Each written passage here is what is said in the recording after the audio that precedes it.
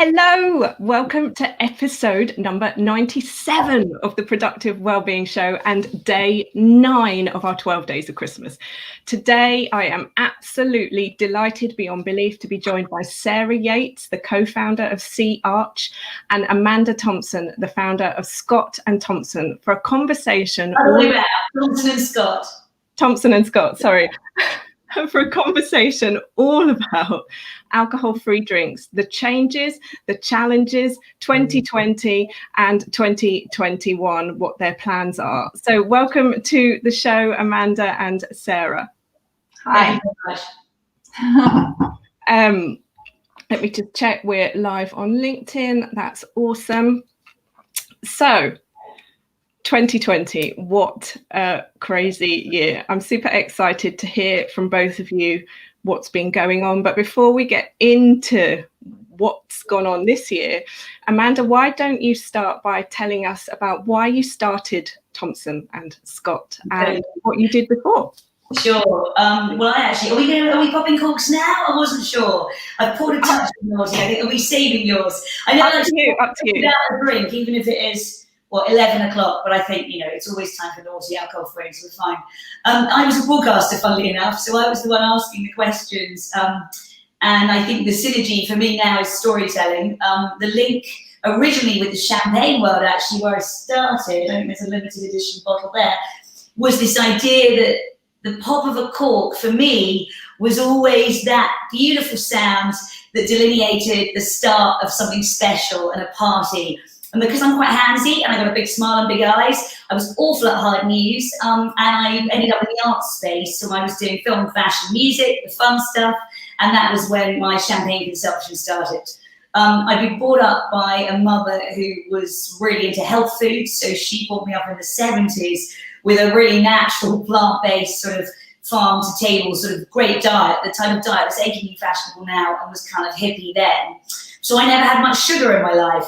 So there was this kind of crazy moment when I realized I was eating this brilliantly good diet and I had huge amounts of energy, because I always have, but I was knocking back drinks, and I realized that wine, champagne, was the only legal consumable where you actually have no idea what you're drinking. And if you just take a moment to pause, this was some time back, 2020, you have a bottle, there's no ingredients list.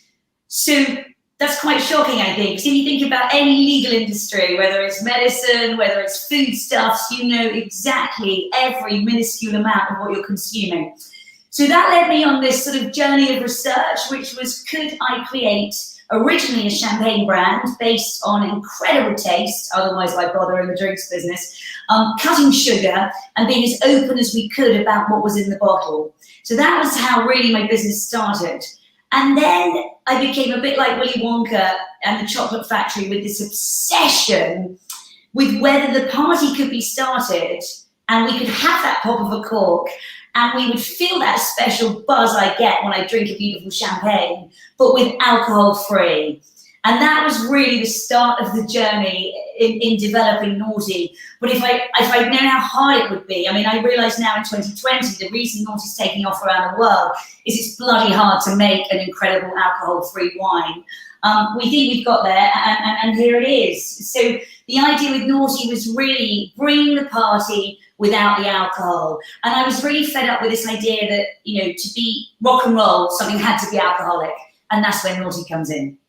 Amazing. Love it. Well, thank you so much. I love the origin stories. And I forgot to say, guys, as you're joining us, say hi, let us know where you're joining from. And if you've got any questions for these two awesome founders, then please pop them in the comments, because it's not often you get such kick-ass business women together. So Sarah, why don't you tell us a little bit about you and how you got into the alcohol-free sector? Where did it all begin for you?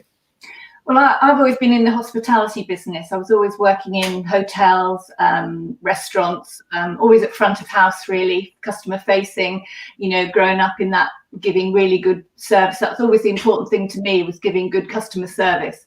And it eventually ended up with us having a wine bar in Torquay. where we live, and there we serve customers, and it was, you know, growing business. It's a really great neighborhood hub, and I get a buzz out of people having a fab night. It's not to me just about the food or the drink or everything. It's about having a great experience, and that was what it was all about for me.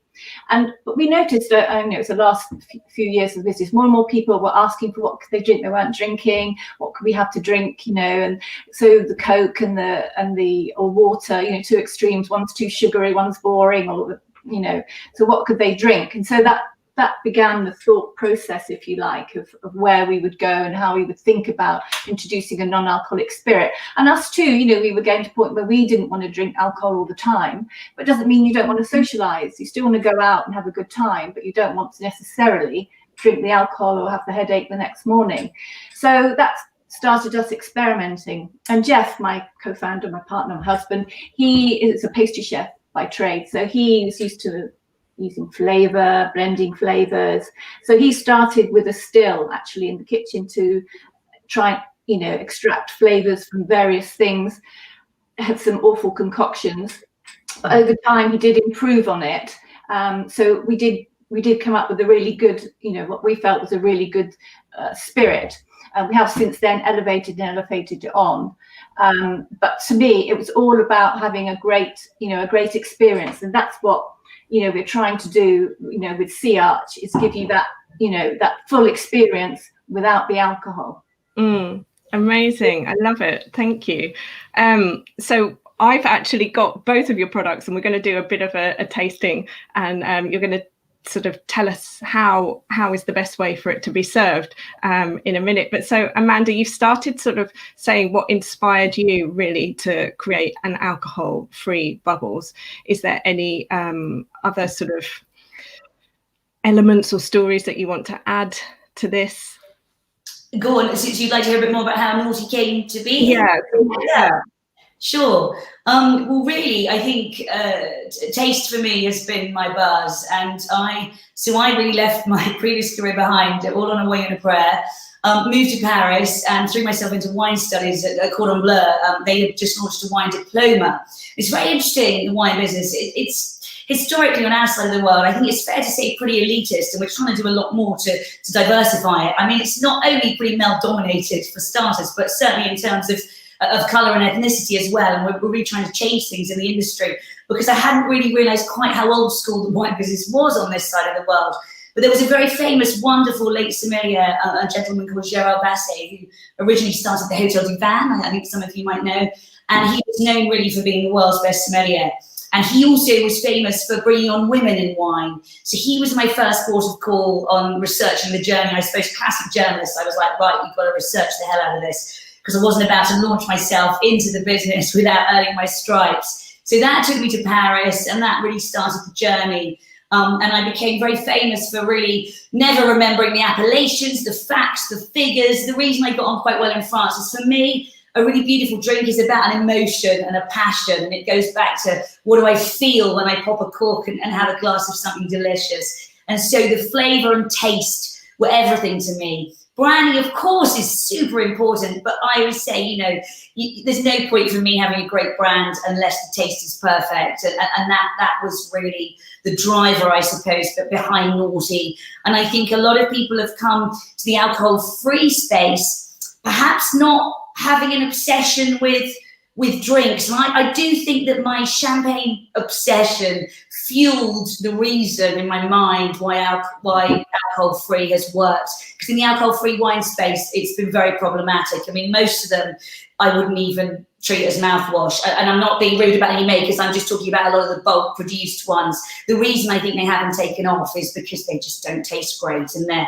pretty much chemical-filled sugar bombs. I think the old spirits world has been quite different, you know. And I find it very interesting. And so I haven't really talked so much about my own sort of journey with alcohol and non-alcohol, but about 2 and a bit years ago, I just had one day, no, that's it, enough. And I have drunk every single drink under the sun my entire life, and was always kind of obsessed with the different tastes. So what does this one taste like compared to this one? And champagnes was a big thing. So for me, then, if I'm not going to drink alcohol, when I drink something else, I want to drink something that tastes nice. I want to drink something that doesn't give me a a horrible aftertaste or whatever, which is why I love both of your products, which is why I really wanted to have both of you on the show. So I'm glad to hear that you were a sneaky fan of my Prosecco before Noughty.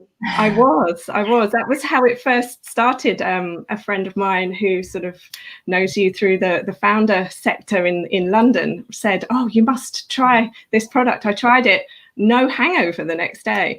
And just to learn that was because of the less sugar. So that's why in those days you were calling it skinny Prosecco. And I think it's so interesting. The more we become aware of our health and our well-being, everything we put into our body, I say this over and over to my audience, to my clients, is you wouldn't put inferior petrol into a fast sports car. So you have to think of yourself like this. Look after your health is your wealth. And I think this is what we've learned more than anything. There's all 3 fast sports cars here. Which would you be? I've got a Porsche Roadster, the classic kind. I always use the Ferrari as the example. Okay. Maybe a convertible Bentley. I'm a big fan of the convertible Bentley. Sarah, what would you be? I'll probably get into the Bentley sort of stage, I feel, in my life. Fantastic. So, Sarah, obviously, we sell a lot of stuff these days online. How has 2020 sort of affected you and your business and your business plan this year? What's been happening for you? We started off very optimistically at the beginning of 2020. Yes, it's going to be a really good year and it's all going to be good. And then it, of course, all went pear-shaped. And I think we were in shock, like a lot of people, for a little while, and sort of took a while for us to come around from that. And then once we did, we regroup and rethink about it. And, the logical thing was people were staying at home, of course, like all of us. And so we looked at, accessing our product online. So we've improved our online presence. We've improved our online shop. Amazon, we've gone onto there because you have to really, in a product like we do, we have to go on those platforms. Also, several other online stores, quite a lot of others. Box, we're just on there, very busy with them at the moment. 31 Dover, Master of Malt, Virgin Wines, quite a lot of online stores. So our product is accessible from lots of different places, and I think that's it, making it easy to access for people. But we've certainly improved our own online shop and website, and that accelerated that. I think the fact that people couldn't access it through going to many shops, really. And you've just got onto Ocado as well, haven't you? Yeah, we've just got onto Ocado, so that's a good one for us. Obviously, a big online retailer, supermarket retailer, so that's fabulous. We've doing really well with them. It's early days yet; we've not been on there for long, but really, really pleased to get on there and to keep expanding our network of places we can buy us from, really. And it's the fact that we're getting good response. For us in this business or anybody, it's getting good feedback on your product. You good reviews, people going out of their way to say good things about you, which is always really, really nice. It's always nice to get a pat on the back, isn't it? So yeah, and incentive to grow the product. And like we have expanded our range as well, really, in that we've gone into the ready to drink can now. So we've got a couple of call them C&Ts. So it's Sea Arch and tonics, a rose C&T and a C&T, and they are based on our coastal juniper blend. But they've added a rose tonic to this one and an Indian tonic to this one. I think it's really important about the product that you can drink it very simply, and then you do get the real flavour of it. I mean, I opened the bottle and I love it. Absolutely love the smell. It's fabulous. You get that juniper on the nose, really, the juniper. You get some really, really lovely citrus, got blood orange in there, and you get a little bit of spice. And we have one of the things about ours, because we're so inspired by our coast here where we live. We've got samphire and sea kelp in there, which are native to our coastline here in Devon. And, we love all that. That gives a real dryness, those herbs, those wild coastal herbs for the dryness. And it's all about the botanicals, because it's not about the alcohol. There's no alcohol, just the the challenge, and you taste more. You've got those layers, complexities of flavors. It's really worked hard to extract the flavors. You know, we get people saying, oh, you know, it's not got any alcohol. How can you charge that amount of money for it? Yeah, $24.95. That's a really good price for a premium. It's a premium product, but it takes time to make. You know, you don't just chuck the botanicals in and hope for the best. You know, they're distilled. They're separately distilled, and then they're blended together afterwards. And they're distilled in different ways and different ways of extraction, and that's, you know, takes time to do. So, you know, it's a not an easy product to make. It's not a quick product to make. Yeah, I heard somebody say recently it takes the same amount of time to make a non-alcoholic drink as to make an alcoholic drink. Absolutely. So it just doesn't have that extra process to add the alcohol to it, which is why it's still want to get the flavor. So I think that's the interesting thing, because people will say, well, it should be cheaper. Well, you can buy it cheaper, but then you won't get the flavor. And I think that's the interesting journey that I've been on for sort of over the last, it'll be 3 years in January, just trying all the different drinks, and then seeing some of them I've even had a hangover from, because there's been too much sugar in, or there's been like artificial flavorings, and it's just, you get so sensitive. The more you don't drink alcohol, then you can taste the flavors. So we're going to come on to flavors in a minute when we come to tasting. I just want to ask Amanda this, because I'm so interested. What have you noticed in your business this year in sales of the alcohol versus the non-alcohol, maybe versus lockdown 1 and lockdown 2? Obviously, celebration is when we would usually drink a sparkling drink. So have you actually seen the numbers increasing in the non-alcoholic sector? I mean, we only launched Noughty a year ago, and we're now selling all over the world. I mean, it's kind of crazy. I think I've seen all my hospitality friends, you know, struggle greatly. I've seen so many of my best friends who are entrepreneurs struggle, and I'm not pretending. Brands like Sarah and mine haven't had our own struggles, but I think because we're in the alcohol-free space, and because there were so many eyes online, I think for those of us who were prepared to put the time in, and of course most founders work arguably to an unhealthy amount. So, you know, changing your mat, just driving the fact that you're there and you can sell. And I mean, my God, it's paid dividends. We're selling in so many new markets. We just opened up New York and California, Texas, Australia, New Zealand. I mean, you couldn't make it up in a year. I mean, it's just, even sometimes, my bank manager congratulated us the other day. I mean, that's pretty unheard of in business when it's just horrendous out there right now. But I think that the opportunity was there for alcohol-free. And as an ex-journalist, I'm all about zeitgeist. So going back to your lockdown 1-2 question, you know, every single entrepreneur, founder, business leader of any size had that blind panic. No one had been through anything like this before. But I think, you know, once the dust has settled within a few hours, days, however long it took you, you saw the opportunity that was there. And luckily for brands like ours, there was this big opportunity.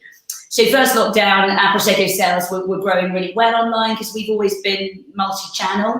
So hospitality was probably 80% originally in the UK of our trade, because we're a brand that loves the party. We love people. We love bars and restaurants. We love service. That's in our blood as a brand. But we were lucky that we were selling online too, and did have those options. So that became our next focus. And of course, off trade, because we've just got Noughty into Waitrose, and that was always the plan within the year. So that was when we started to see the alcohol-free Noughty sales just climb and climb and climb. And of course, we all know those of us in the UK, when we had that blazing sunshine, didn't we? And of course, those of us who were working hard had a moment of feeling jealous for those on furlough. But of course, then we started to see what was happening economically in the world, and those of us with jobs were glad to have them. But what happened, of course, was the sunshine in Britain. We all know, what do? We all drink like fishes. So everybody who had an alcohol brand, sales were going stratospherically well. And then, of course, very quickly, going back to the well-being show and the well-being premise, one can't continue to drink like a fish when the sun's shining and when one either has to work or home-educate children or really plan what's going to happen during the pandemic. So I think it didn't take Brits that long, took them a while, a few weeks. After about a month or so, I think everybody realised that for their mental health, first and foremost, too, you couldn't carry on. And that's when Noughty just went incredibly well globally. And we had Jancis Robinson, probably the world's most famous wine critic, globally declare it the potential future of alcohol-free drinking, the possible holy grail, her critic Tamlin Curran on a famous website. And so the phone was just ringing off the hook for us internationally. So we were like, right, we're going to reshape our strategy really fast. And that's when a new brand, the flag was in the sand, and now I think we're lucky to be considered the world's leader in alcohol-free wine. So it's a hugely exciting position I think my brand's in now.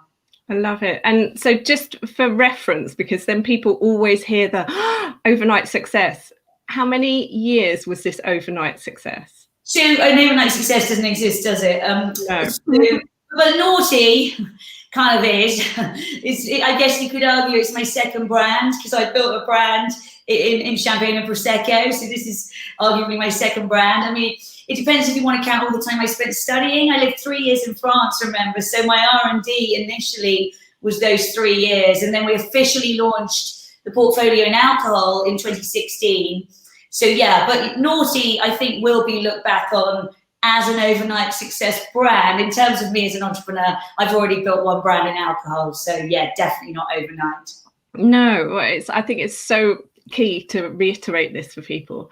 I love that. I love that. So let's get into tasting. Sarah, let's first of all talk about your the sort of the spirit replacement. I'm upset. Where's my Sea Arch? Oh, Sent you some. So sorry. Oh, well, you just have to. I've got a measure. Yeah. I usually measure roughly, but I've got a measure. It's important that you have a lovely glass, first of all. Yes. A nice glass. So I've got a nice glass, and so we've had several conversations because I've been drinking this for a while, and we ascertained that red grapefruit was the nicest sort of garnish. So, or pink grapefruit. So is it one shot? Have you got any ice in there yet? I have got ice in there. this is cruel, girls. I might just step out. This is really cruel. Oh, I'm so sorry. Well, you invited me to your party. We're going to come to yours in a minute. So yeah, a nice bit of ice in there. Nice double measure, at least a double, nice. Oh, a double measure. Oh, okay. I thought I was being over the top by putting the double measure in. Okay. You can still go back to work afterwards, so it's all good. Yeah, no hangovers. And then I personally, this is not sponsored by these guys, by the way. I personally like to use Fever Tree tonic to go with it.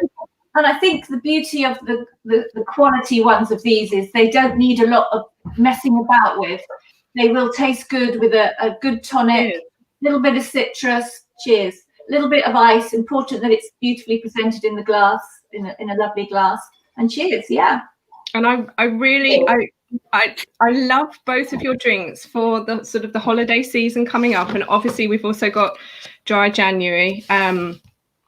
My brother recently got married, so Amanda, I got one of my Noughty bottles from sort of my stash and celebrated them with a cheers with my Noughty, and then obviously I was the only one drinking non-alcohol. So, but I made the bottle last 2 days, so I didn't just drink the whole bottle by myself.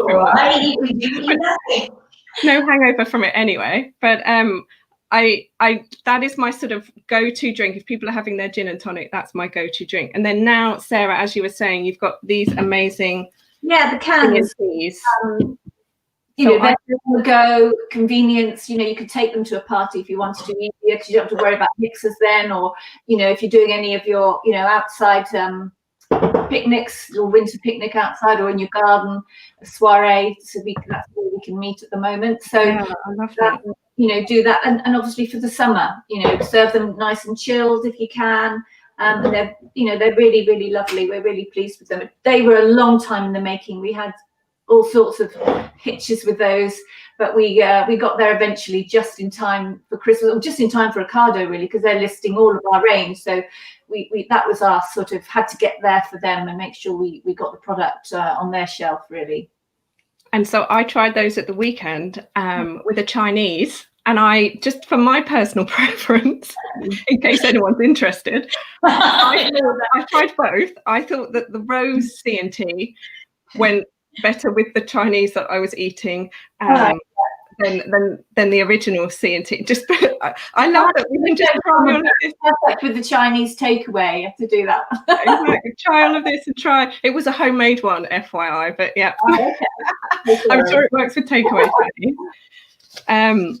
But amazing. So you said there's samphire in it. Oh no, sorry. Yeah, samphire and sea kelp and the blood orange, which is why I think that the grapefruit goes so well with the Yeah, I mean, for me, it's clean, those clean things, and a lovely bit of citrus, a bit of herb. You know, if you put a stick of rosemary in there as well, that's really lovely. You're getting complementing the herbs that are in there as well.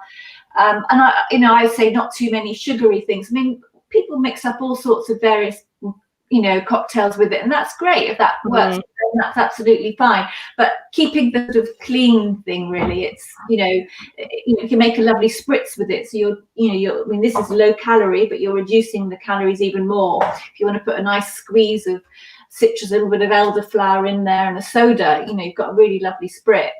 I love it, and so perfect as well with dry January coming up. So you were actually, was it last year you were on This Morning, and I forget her name now.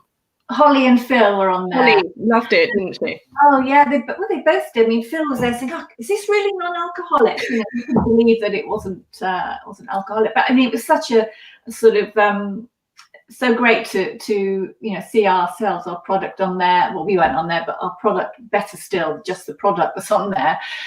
So that's nice, and the fact that they liked it, because you're not guaranteed with these programs that they will. Because whenever I watch these programs as well, and they're, here's our non-alcoholic range, I'm shouting at the TV, why haven't you got these guys on? I'm forever private messaging journalists and people like, get these guys. That's what we need, Abigail. We all need you to be our private cheerleader.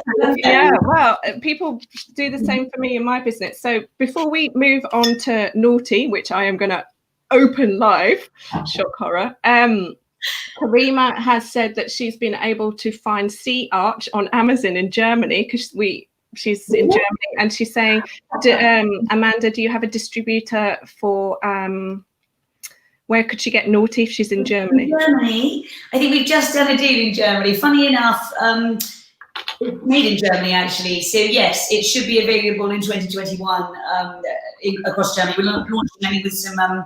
They're very ahead in the biodynamic sort of organic.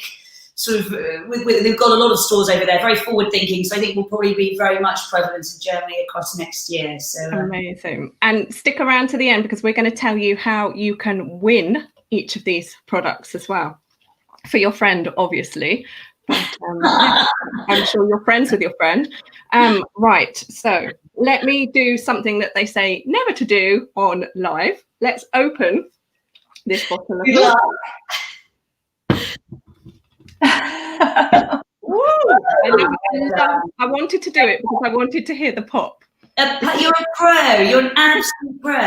I've drunk a few bottles in March. When I was training in France, that would always be the scariest thing, because we used to have our marks. You could get so many marks deducted for not opening a cork, a champagne cork correctly. Next time you have to do the sabrage with the sword. Oh gosh, yes. Well, little known fact, I was so into the wine sector and everything that I actually did some of the WeSit exams as well, the Wine and Spirit Education Trust. But I kind of got to, because at one point I wanted to be a sommelier. I love wine so much. Travelled Australia, tasted lots of wine. And a side story. Anyway, I realised you'd have to drink a lot of wine. But now I'm obsessed with the non-alcoholic stuff. So right, okay, let's pour some. And you tell us, Amanda, what's... You're a pro. You're an absolute pro. I'm going to pour myself a half glass. Lovely. So it's saying organic, sparkling, and it's the Chardonnay grape. So for people... I've been going back to my champagne obsession. I was a Blanc de Blanc girl, which basically translates as 100% Chardonnay. We did a blind tasting with a sommelier who's quite famous in London, and he didn't know it was non-alcoholic. And blind tasting, it's really funny, because once you know something, you can't turn back. And obviously, you'd never try this trick on somebody, just to be clear, the other way round. He thought it was a grower champagne, which for me in the wine business was just such a crazy accolade. What I wanted with Noughty was that it gets the saliva going. Like when I have champagne, it not only mentally do you get that kind of moment of this is the party styling. You can tell I've got the parties in my genes. I've missed them for the last year.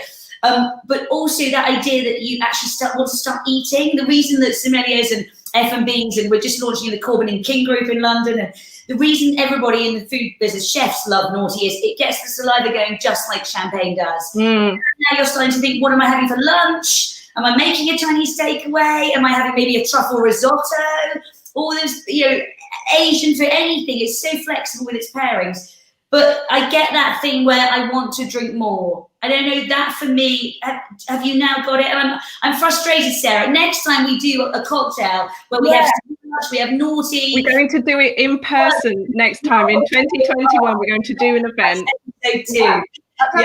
Make a lovely champagne cocktail with Sea Arch and Noughty. Yeah, I think that would be beautiful. I think the big thing with the products, so sort of the hurdle for people who maybe want to get into it and try it, is if you don't know what it tastes like, you're not necessarily going to buy it. So I'm passionate about getting tasters and getting things in front of people to try different ways, so that it's breaking down that barrier for, but I don't know if I'm going to like it. Well, you've just hit on a really interesting angle, and for me, coming into the alcohol-free space has been fascinating to understand all the different demographics. We've hit so many touch points with Noughty. So the F&B hospitality world, we're in some wonderful hotels and spas. We work with Limewood, The Pig, Glen Eagles. So that crowd that I was used to from that wine space were instantly excited about Noughty. So that was incredible, and getting chances saying it was the best. And the interesting angle for me was all of these reasons that people weren't drinking. So we've got our halal certification, which means we're 100% alcohol-free, not even taste. So if you're not drinking for religious reasons, and in the UK, in the corporate world, there's been so many opportunities that where people have just been stepping away from those sorts of events, I've learned, because there's just Coca-Cola and they don't feel like they've got a seat at the table. We've got obviously the pregnant crowd who hospitality always sort of put forward as the big opportunity. But this idea of a movement where people are choosing not to drink. And what I found fascinating is it's often young people driving this. There's a huge amount of younger people driving this demographic globally, where they're just like, we're not touching it. And then I suppose people a bit more like me, who are about balance and who realise that I'm in my late 40s. I do love, to get up early and exercise, and I want to keep that head really clear. So we're all about the 3 polite Fs: food, fashion, and fitness. And those are really that we've hit with this. Love it. No, I really want to sort of bring all of this, and people are saying in the comments, count me in, and party time next year. Hang on, my new statement is, it doesn't have to be alcoholic to be rock and roll. Absolutely. Yeah. I think balance is key for us. We still drink some alcohol, but we want balance. We don't always want to drink it. We want times when we still want to be, like you said, have a seat at the table. And I think that's the important thing, that you're not a second-class citizen. You're not inferior somehow because you're not choosing not to drink for whatever reason, or no reason at all, just because. And I think that's really, really key now, that more and more hospitality outlets are recognizing it, and should recognize it. When you go into the bar, I used to say, go into the bar and beautiful gins and alcoholic drinks were up here, and all the non-alcs were down here, hidden away. You couldn't hardly get hold of a beer at one time, a non-alcoholic beer. But now they're becoming more and more prolific, more and more accepted and demanded of. And so hospitality are getting their heads around it. But I think they were later than the off trade, if you like. We've already found that. We found that the hospitality world globally is jumping on Noughty. I think sommeliers and the F&B trade have just been, maybe I'm in a different category because it's obviously coming in as the alcohol-free wine. We found everybody jumping on this. It's almost like they're desperate for beautiful, delicious, alcohol-free champagne-style wine. And even the US, we're the first. I've been asked to speak as somebody who's literally at the front of the category in America, because they've just been crying out for it. So I think it's almost like consumer-driven, which has just been incredible. We've got a rosé launching. You heard it here first. Rosé's launching in the spring. And then we've also got our ready to drink coming in secretly, date to be confirmed. So we've got some naughty ready to drink cans coming out next year too. I love this, ladies. And we've got Karima saying that she's always felt unsophisticated for not wanting alcoholic drinks and sort of that feeling left out. And I think myself also not drinking, there's only so much sparkling water that I could drink, and I had to limit myself to 1 glass of lemonade while I was out, because otherwise I'd just be buzzing from sugar while everybody else was drinking. So it's so nice to be able to go to a restaurant and see your products coming onto the menus, and to see both of your products sort of coming into, I can just see it, that we'll be going into bars 2021.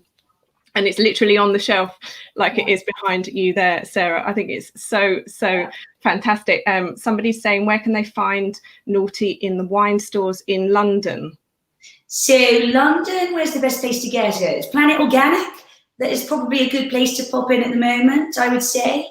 I'd recommend doing that. I mean, or you can buy it all on their website. So at the end, Amanda's going to give you the website details. And then you can talk to us direct. So thomsonscott.com, no P. I buy from us direct, then you can talk to me and I'll look after you. Best way. Amazing. Oh, and Maria's saying, where can we find you in Spain? Spain with Blue Dolphin. Dolphin, yeah, we're Blue Dolphin as well. I love this. The guys in the comments are really getting on board with the product as well. So exciting. Right, so let's talk about giveaway. Let me add the details. So as before with the sweets, guys, Noughty are giving away a bottle of their amazing non-alcoholic sparkling wine, and you are winning this for a friend. And it's so cruel, that, isn't it? What about self-care hashtag? But you need to drink it with the friend. And Sarah is giving away a gift pack. So basically you'll get the mini bottle of the Sea Arch. So Sarah, just show us the bottles, because I think this is what's so awesome about your bottle. So this is the little 25 cl bottle. So it's like a ready to, you've got the whole set here. You've got the 2 little double Dutch tonics in there, skinny tonics they are actually. So you've got a sort of little pack ready to go there. And it's such a great way to test the product. So if you're online looking to buy the Sea Arch bottle and you're thinking, I don't know if I'm going to like it, buy the smaller bottle, try it. And then if you like it, buy the bigger bottle and invest in that. So to win these amazing gifts for your friend, which obviously they need to drink it with you, you just need to comment on the post with the hashtag. Let me get the hashtag up. We have decided to make the hashtag Noughty Sea Arch Christmas. Noughty Sea Arch Christmas. So all you need to do is tag your friend in the post, and we're going to share the post as before on my social media, on Twitter, on Instagram, on Facebook. So just find the post. If you can't find it, DM me, and we'll be letting you know next week who has won that prize, because our final episode of the show is 16th of December, when this is episode 100. So we started the show at the beginning of 2020, and we have done 100, almost done 100 episodes this year. It's kind of crazy times.